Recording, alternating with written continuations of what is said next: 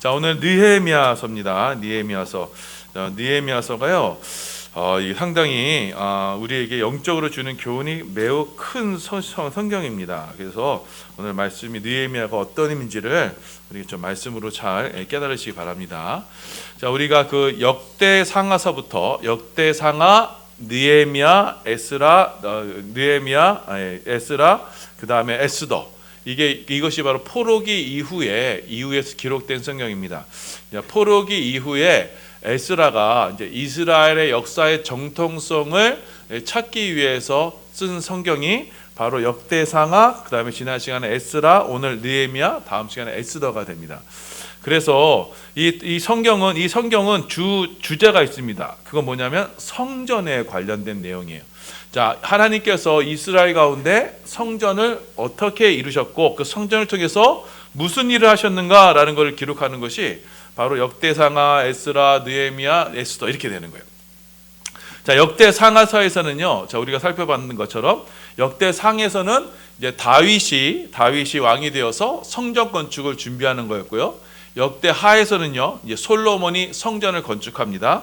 자, 그런데 이 솔로몬이 성전이 건축되었을 때, 자, 국가의 위기 시에, 자, 하나님께서는 그 성전에 계신 하나님께서 이스라엘을 구원하신 걸 볼 수 있게 돼요. 자, 그런데 이 성전에서 도우시는 하나님이 더 이상 역사하지 않으실 때가 있어요. 그때가 언제예요? 바로 이 성전이 이방의 혼합주의로 타락이 되었을 때.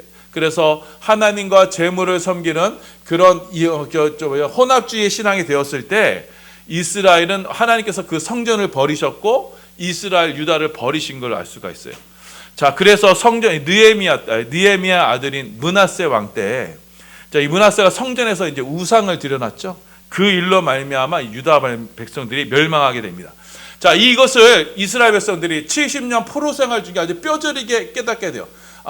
우리가 하나님의 성전을 성결하게 지키지 못해서 혼합주의로 이 하나님의 성전에 우상을 들여놔서 이렇게 우리가 망했구나라는 걸 깨닫게 돼요.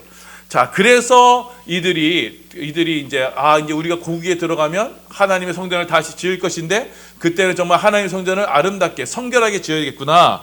하나님만을 섬기는 제단으로 지어야겠구나 이렇게 다짐을 하게 됩니다. 자, 그래요. 때가 되어서 드디어 고레스 칙령에 의해서 70년 만에 이제 포로로 되었던 유다 백성들이 이제 고국으로 돌아오게 됩니다. 자, 이들이요, 하나님 말씀으로 성전이 지어지죠. 고레스 칙령에 의해서 성전 건축이 시작되고 학개와 스가랴 선지자에 의해서 성전이 이제 지어지게 됩니다. 이렇게 성전이 지어지게 되고 이제 학사 에스라가, 율법에 능한 에스라가 그 성전에서 하나님 말씀을 가르치기 시작함으로써 그 성전이 성전으로서의 모습으로 세워져 가요. 이렇게 에스라가 성전에서 하나님 말씀을 전하고 증거했을 때 한 가지 이스라엘 백성들의 잘못을 보게 돼요. 그게 뭐냐면, 자, 성전이 타락한 계기가 뭐였어요? 하나님을 섬기며 또한 이방의 우상들을 같이 섬겼을 때 그 성전이 타락해서 이스라엘이 멸망했잖아요. 자, 그런데 포로로 귀환했던 이들이 똑같은 일을 하고 있는 거예요. 어떤 일이냐면 백성의 지도자들이요, 주변에 있던 이방 민족들과 통혼을 하기 시작했어요. 그들의 딸들을 데려와서 자기들의 며느리를 삼기 시작한 거예요. 그러면서 자신들의 힘을 키우고 저들과 규합해서 자신들의 세력을 힘을 키우기 위해서 이방 사람들과 결혼을 한 거예요. 이 사실을 이제 에스라가 보고 가슴을 찢고 이제 회개를 합니다. 그래서 이제 유다 지도자들이 함께 모여서 회의를 해요. 우리가 잘못했습니다. 자, 하나님의 혼합주의를 이렇게 하나님께서 싫어하시는데, 이방의 것을 들여오는 것을 하나님께서 이렇게 싫어하시는데 우리가 곧 또 그런 일을 했습니다. 그러니 이제 우리가 새로 들어온 이 아내와 며느리들을 다시 고국으로 보내겠습니다. 이렇게 결의를 하게 돼요.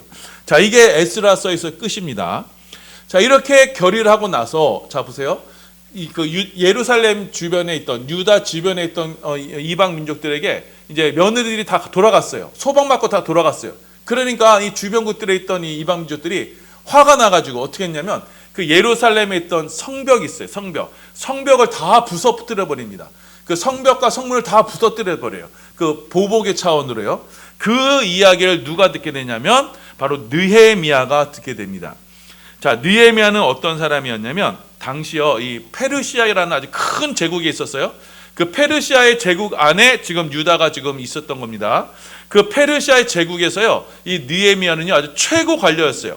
어떤 관료였냐면 왕의 술 맡은 관원장이었어요.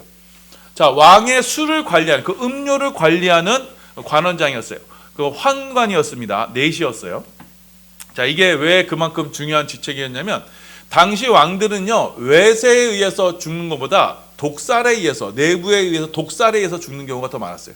그러니까 왕들이 자기 음식을 음식을 담당하는 직원 관료는요 가장 믿을 만한 사람, 그렇죠? 나를 위해 죽어줄 수 있는 사람들을 이제 세우게 되죠. 느헤미야가 바로 그런 사람이었어요. 술 맡은 관원장으로서 왕의 가장 신임을 얻은 사람이었어요. 자, 그런데 이렇게 페르시아 제국의 가장 최고의 직책에 있던 사람이 고국 저 깡촌에 있던 유다 예루살렘의 성벽이 무너졌다는 소식을 듣고요. 이 사람이 통곡을 하게 됩니다.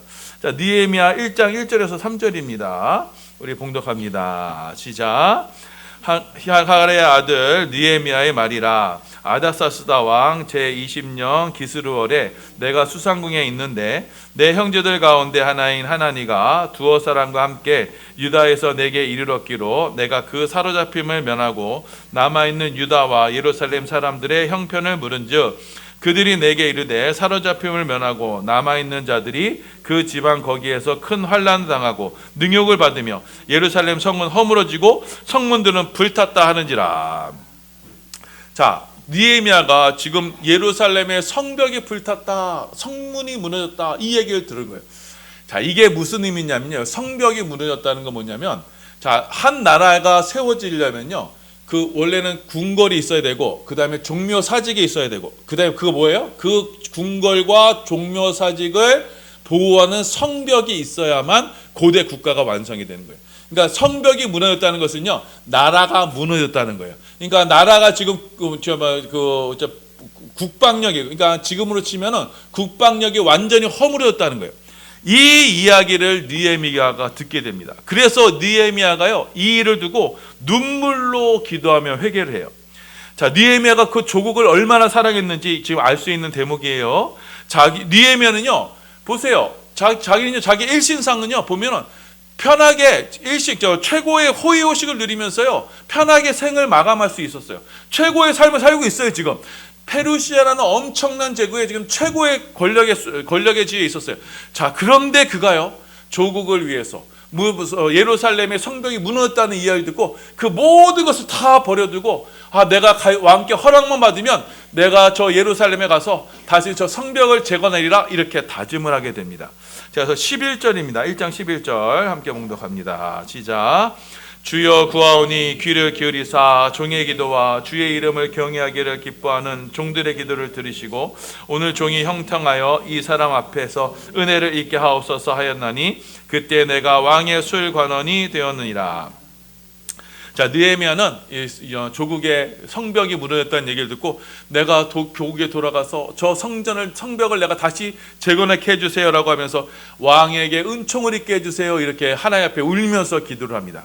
자, 그랬더니 진짜 그 기도가 응답이 돼요. 2장이 됐으니까 자, 느헤미야가 이제 왕 일상 업무로 왕 앞에 서게 됩니다. 자, 그런데 느헤미야 얼굴을 보니까 왕이 보니까 눈이 퉁퉁 부어 있어요. 막 수심이 가득해요. 무슨 슬픔이 있어요. 자, 그래서 왕이 이것을 알아채고 느헤미야를 추궁합니다. 자, 이것이 왜 중요하냐면 당시는요 제국이잖아요. 페르시아 제국이 절대 왕권이에요. 왕 앞에서 슬픈 기색만 보여도 사형을 당할 수가 있는 때였어요. 자, 그런데 지금 술 맡은 관원장이 슬픈 얼굴을 하고 있어. 그럼 왕이 뭐야? 덜컥 보기에는 제가 지금 무슨 음모를 꾸민 거 있나 보다, 무슨 나쁜 일이 있나 보다, 나를 죽이려는 거 아니야? 이런 생각이 들잖아요. 그래서 느헤미야에게 그 사실을 추궁합니다.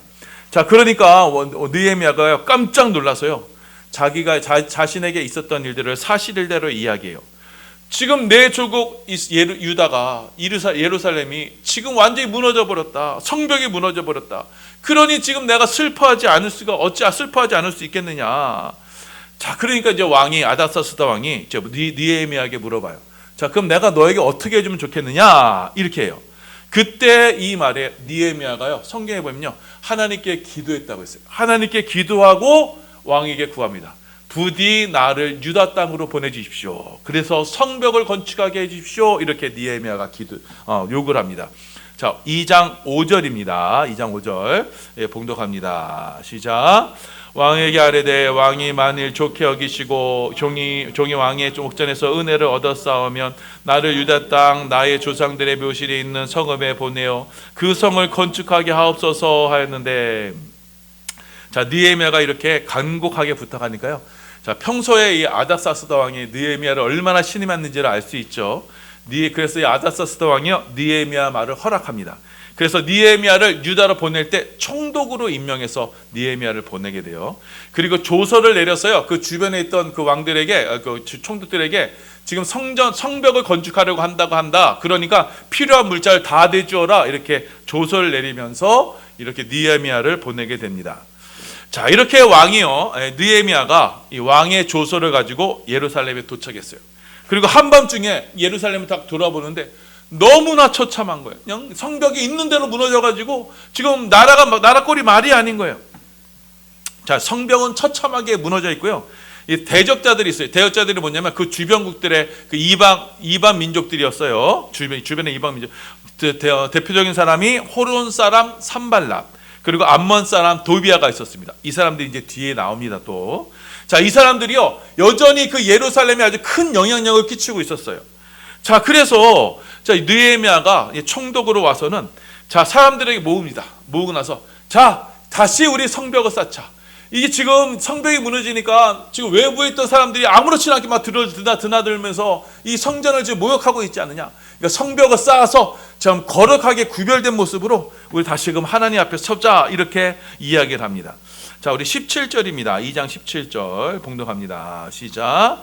후에 그들에게 이르기를 우리가 당한 공경은 너희도 보고 있는 바라. 예루살렘이 황폐하고 성문은 불탔으니 자, 예루살렘 성을 건축하여 다시 수치를 당하지 말자 하고, 다시는 수치를 당하지 말자. 다시는 외국 군대가 와가지고 함부로 우리를 유린하고 쳐들고 부녀들을 겁탈하고 막 성전에 있는 것을 빼앗아가고 그렇게 하지 못하게 하자. 성벽을 든든하게 짓자. 이렇게 얘기합니다. 자, 그래서 이제 3장에서요, 이 유다 사람들이 다 걸기를 해서요, 성벽을 짓기로 합니다. 그래서 3장에 보면요, 느헤미야가요, 이 구간을 정해요. 여기서부터 여기서는 너 제사장 지파인 네가, 여기서부터 여기는 유다 지파인 네가, 여기서부터는 여기 누가 이렇게 딱 지정을 해줘요. 그렇게 해서 이제 무너진 성벽을요, 이제 중수하기를 시작하게 됩니다. 이렇게 성벽이 막 쌓아져 가니까 그 주변국들에 있던 원수들이요, 이제 분노하기 시작해요. 이제 방해하기 시작해요. 다시 성벽이 쌓아지면은 유다가 강건해지니까 그렇지 못하도록, 성벽이 다시 쌓지 못하도록 이들이, 원수들이 방해를 하기 시작해요. 우리 4장 7절과 8절입니다. 시작. 산발랏과 도비아와 아라비아 사람들과 암만 사람들과 아수도 사람들이 예루살렘 성에 중수되어 그 허물어진 틈이 메어져 간다 함을 듣고 심히 분노하여 다 함께 깨하기를 예루살렘에 가서 치고 그것을 요란하게 하자 하기로. 저기 보면 산발랏과 도비아가 있죠.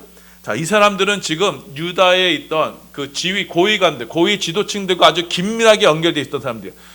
유다의 원수지만 유다의 고위 원수들, 고위 관료들과 긴밀하게 연결돼 있어서요, 이들이 지금 예루살렘을 이렇게 무너뜨리는 거예요. 이게 바로 우리나라 지금 현상하고 지금 같습니다. 우리나라에 있는 정치 관료지만 사실은 우리나라를 위한 게 아니라 우리나라를 무너뜨리려고 하는 세력이 있어요. 이들이 지금 이런 일을 하고 있는 거예요. 나라가 세워지는 일에 무조건 방해하고 무너뜨리려는 자들이 지금 이렇게 있어요. 도비아와 산발랏과 같은 이들이 지금도 있는 거예요.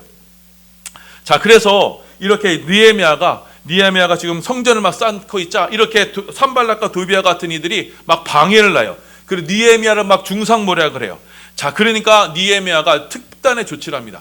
자, 너희는 이제 항상 전쟁을 준비하고 성벽을 쌓아라. 각자 손에 무기를 들고 성벽을 쌓아라. 이렇게 얘기해요. 17절입니다. 17절 함께 봉독합니다. 시작.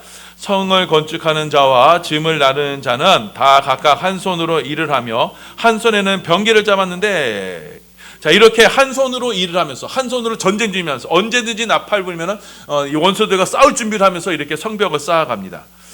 자, 그런데 이제 5장에 가면요, 그 내부에서 문제가 생기게 돼요. 뭐냐면, 자, 가난한 백성들이요, 자, 먹을 것이 없으니까, 자기에게 있던 재물을 팔고, 밭도 팔고, 나중에 딸까지 파는 일까지 생겨요. 자, 그러니까 느헤미야가요, 너무 화가 나가지고, 왜 너희가 가난한 사람들에게 돈을 빌려주면서 이자를 받느냐 하면서, 앞으로 이자를 받지 말아라 라고 하면서 이게 이렇게 문제를 해결합니다. 자, 그렇게 우여곡절 끝에 6장에 보면요, 이제 성벽 공사가 끝나게 됩니다. 우리 15절 16절입니다. 봉독합니다. 시작. 성벽 역사가 52일 만에 엘룰월 25일에 끝남에 우리가 모든 대적과 주위에 있는 이방 민족들이 이를 듣고 다 두려워하여 크게 낙담하였으니 그들이 우리 하나님께서 이 역사를 이루신 것을 아미니라. 자, 하나님께서 그 성벽을 며칠 만에요? 52일 만에 완공시키셨어요. 그러니까 이 주범국들에 있던 족속들이 다 두려워요. 아, 이 일은 하나님이 하신 거구나, 이런 거 알면서 두려워하게 돼요. 그러면서 성벽이 든든히 세워져 가면서 이제 드디어 예루살렘이 보호를 받을 수 있게 된 거예요. 자, 그러면서 이제 느헤미야는 여기서 끝나지 않고요, 이 성벽을 이제 관리하는 지도자를 세워요. 자, 성벽이 지어졌다고 끝나는 게 아니잖아요. 이 성벽을 앞으로 유지하고 보수해야 되잖아요. 그것을 맡을 지도자를 세웁니다. 7장 1절 2절이에요. 함께 봉독합니다. 시작.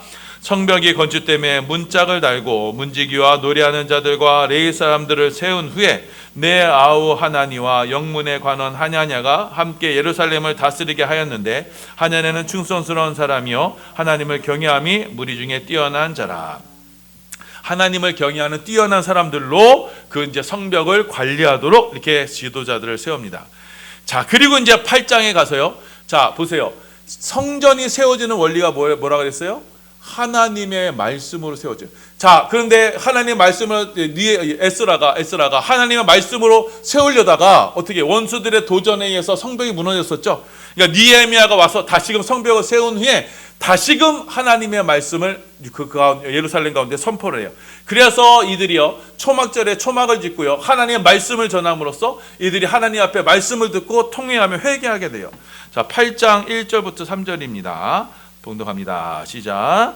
이스라엘 자손이 자기들의 성읍에 거주하였더니 일곱째 달에 이르러 모든 백성이 일제히 수문학 광장에 모여 학사 에스라에게 여호와께서 이스라엘에게 명령하신 모세의 율법책을 가져오기를 청하매 일곱째 달 초하루에 제사장 에스라가 율법책을 가지고 회중 앞 곧 남자와 여자나 알아들을 만한 모든 사람 앞에 이르러 수문학 광장에서 새벽부터 정오까지 남자나 여자나 알아들을 만한 모든 사람 앞에서 읽음에 무 백성이 그 율법책에 귀를 기울였는데, 그러니까 초막절이 되었어. 그러니까 7월 1일이면 신년 새해가 되는 겁니다. 그러면서 초막절에 15일이죠. 그때까지 하나님 말씀을 이들이 낭독한 거예요.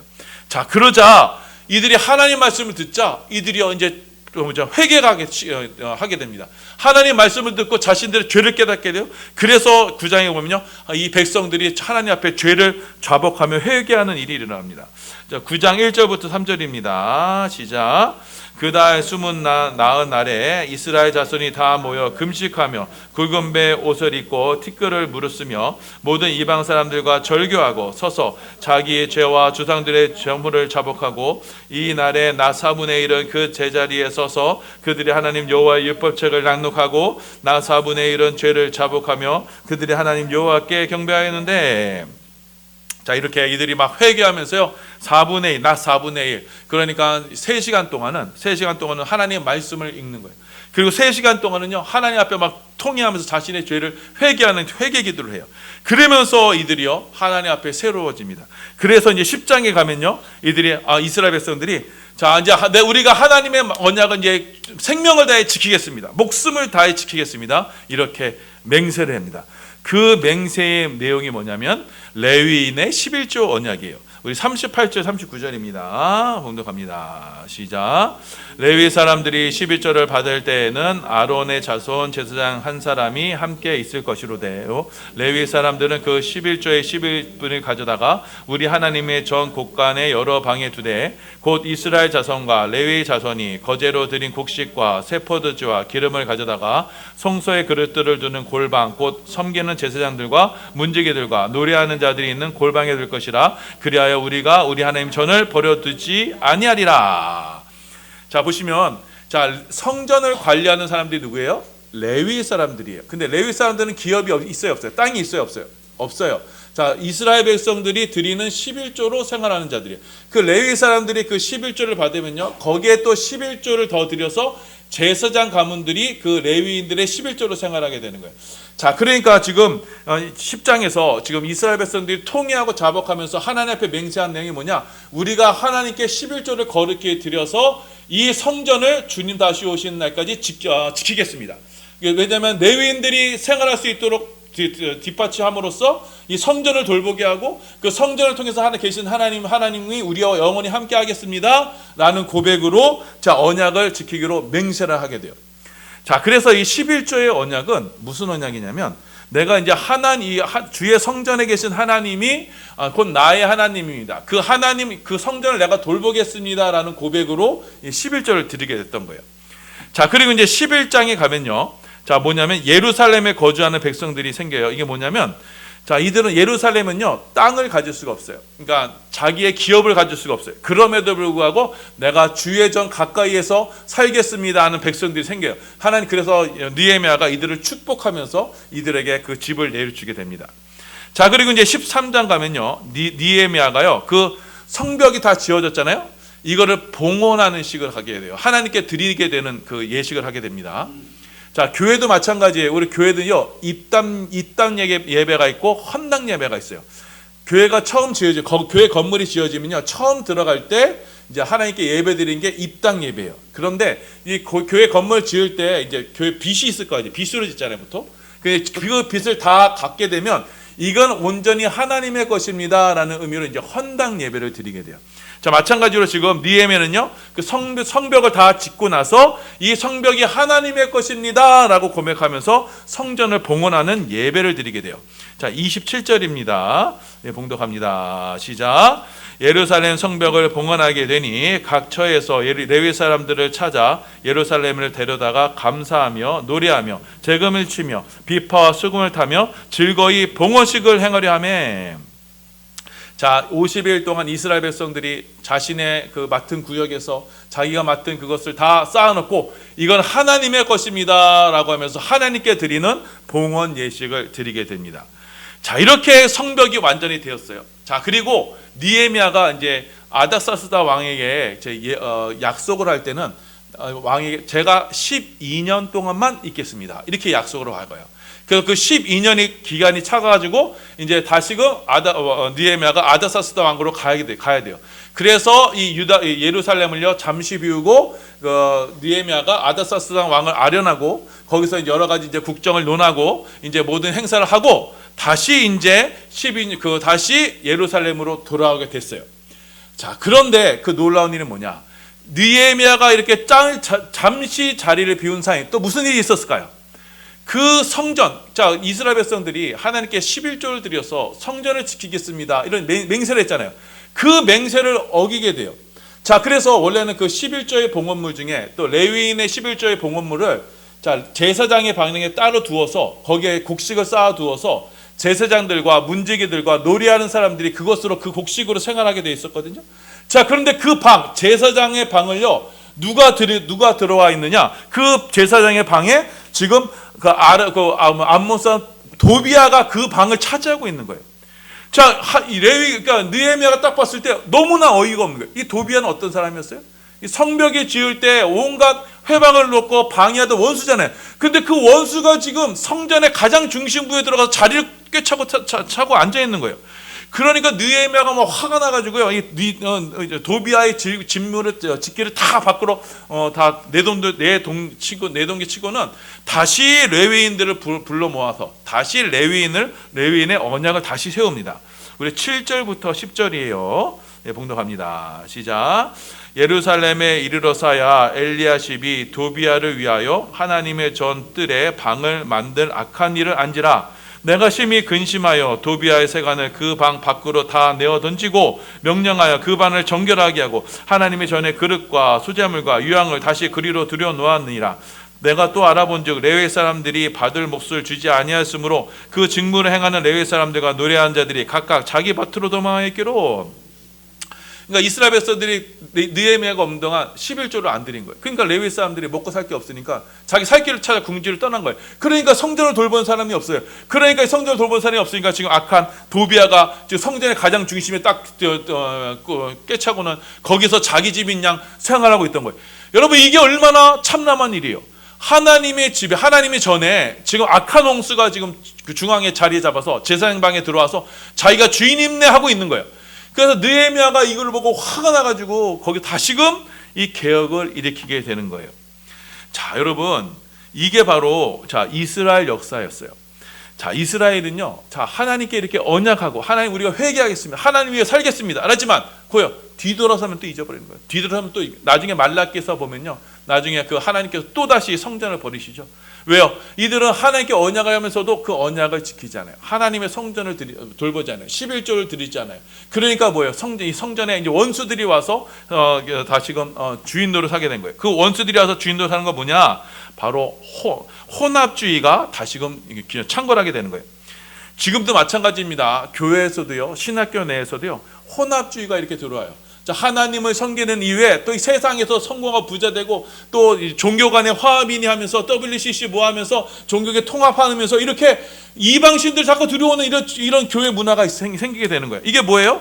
하나님의 성전을 더럽히는 일이에요.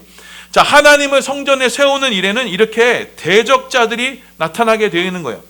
자, 주님의 교회는 물론 원수들을 사랑하고 그들을 포용해야 되지만, 여러분, 제일은 하나님의 성전이 거룩하게 되는 거예요. 하나님 중심으로 세워진 후에 원수를 사랑해야 되는 거예요. 자, 그래서 절대로 기록된 말씀에 벗어나는 일을 해서는 안 되는 거예요.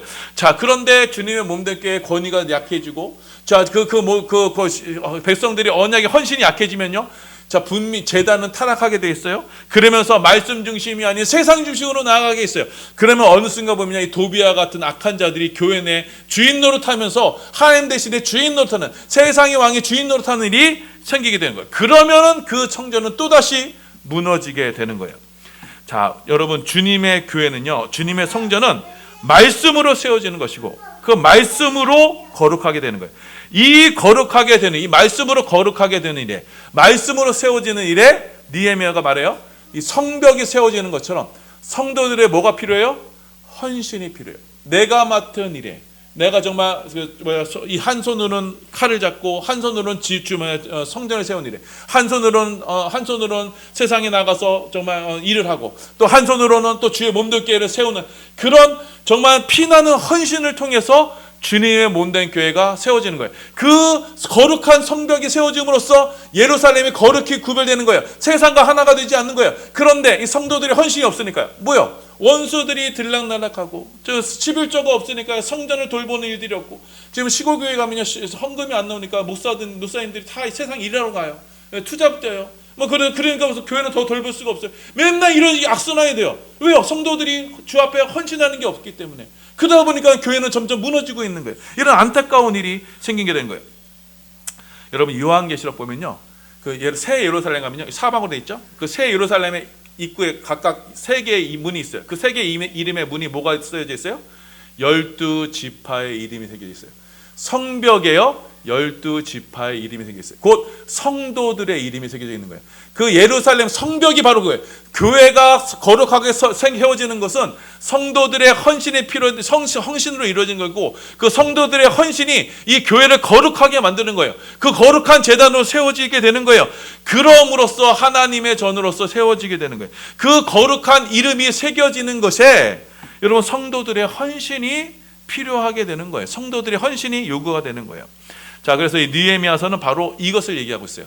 성도들의 헌신이 성전을 거룩하게 하고 하나님 전을 거룩하게 함으로써 하나님의 전을 든든히 세워간다라는 것을 우리 가운데 말씀하시고 있습니다. 자, 그래서 하나님의 전은요, 주님의 말씀과 성도들의 헌신으로 세워지는 거예요. 성도들이 그냥 주의 전에 대한 사랑이 없고 그냥 관심이 없고 내 할 일 내가 하고 내가 먹고 살기만 바꾸고 그렇게 되면요, 주의 전은 세워지지 않아요. 하나님 영광이 나타나지 않습니다. 그러면요, 원수들이 나중에 반드시 그것을 우리의 성전을 허물어뜨리게 되는 겁니다. 이 말씀을 기억하시고 우리 반석교회는 주님의 말씀이 거룩하게 선포되고 또 성도들이 주님 앞에 거룩하게 헌신함으로 말미암아 우리 반석교회는 하나님이 거하시는 거룩한 전으로 든든히 세워져 가고 또 그 성도들의 헌신이 우리들의 헌신이 그 새 예루살렘의 거룩한 곳에 이름으로 기록되는 새 생명책으로 기록되는 축복의 성도들이 다 되시기를 예수님의 이름으로 소원하며 축원합니다. 아멘.